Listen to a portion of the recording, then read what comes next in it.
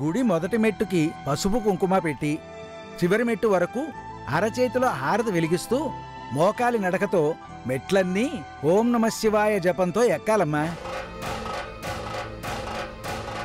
అలా చేస్తే నీ భక్తికి మెచ్చి ఆ శివయ్య అనుగ్రహిస్తాడు.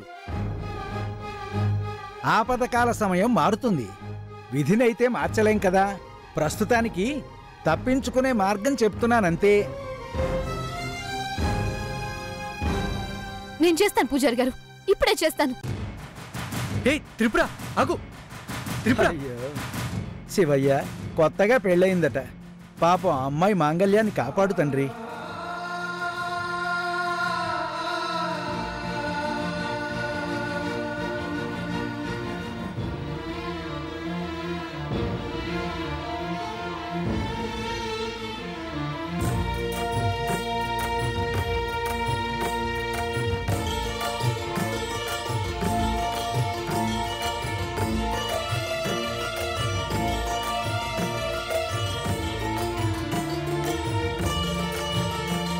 త్రిపుర, నీకేమైనా పిచ్చెక్కిందా?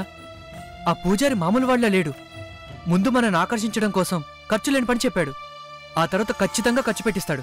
నా మాట వినిరా, గుళ్ళోకెళ్ళి కూర్చుందాం. నేను చేసే వస్తాను భరణి. ఏంటి మొండి పట్టుదల? నీకోసం నేను ఏదైనా చేస్తాను. చేస్తావు. నేను చూస్తూ ఊరుకుంటానా ఏంటి? అయినా పెళ్ళవకుండానే అయిందని ఎందుకు చెప్పావు? నువ్వు కట్టని తాళి గురించి మాట్లాడుతున్నావు. నా మనసులోనే మన పెళ్ళైపోయింది, దాని గురించి నేను చెప్తున్నాను. త్రిపుర, అవును భరణి, నిన్ను ప్రేమించిన క్షణమే నిన్ను నా భర్త అని ఫిక్స్ అయిపోయాను. అప్పుడే నా మనసులో మనిద్దరికి పెళ్ళైపోయింది.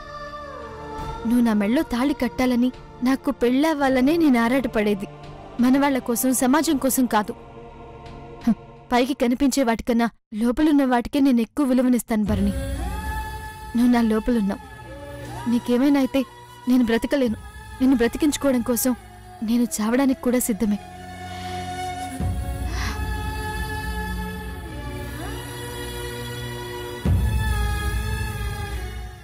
ఓం నమః శివాయ.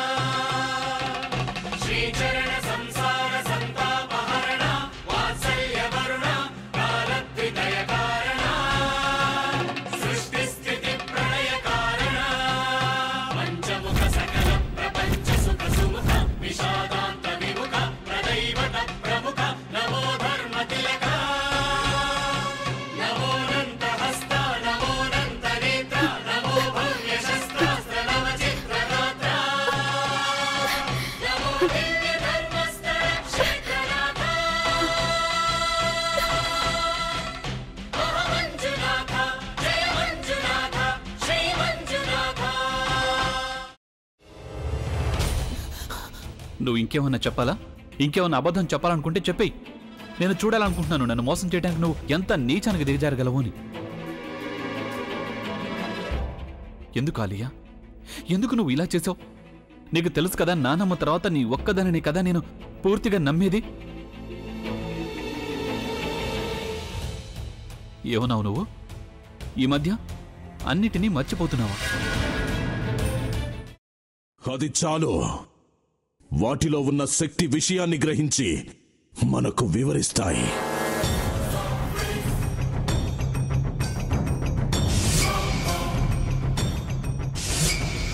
ఎవరు ఆ దండ విప్పొద్దు, గది తలుపులు తెరవద్దు.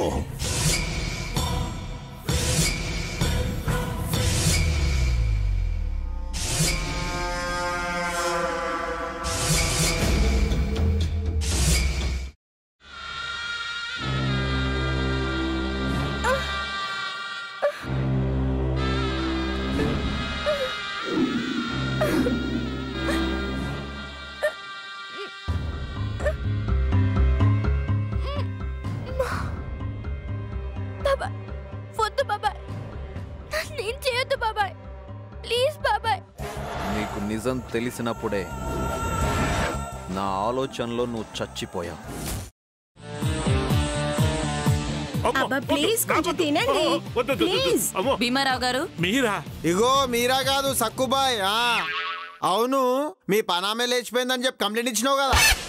రేయ్, ఆయన కంప్లైంట్ ఇచ్చింది లేచిపోయిందని కాదు, కనిపించడం లేదు అని. అట్లానా? సరే మేడం. ఇడియట్. ఆ వంట మనిషి పేరేంటన్నారు? రత్తాలు మేడం. ఏం పెద్ద మంచి, నీ వంట మంచిని కూడా మేడం అని పిలుస్తావా? రేయ్ హాఫ్ బ్రెయిన్,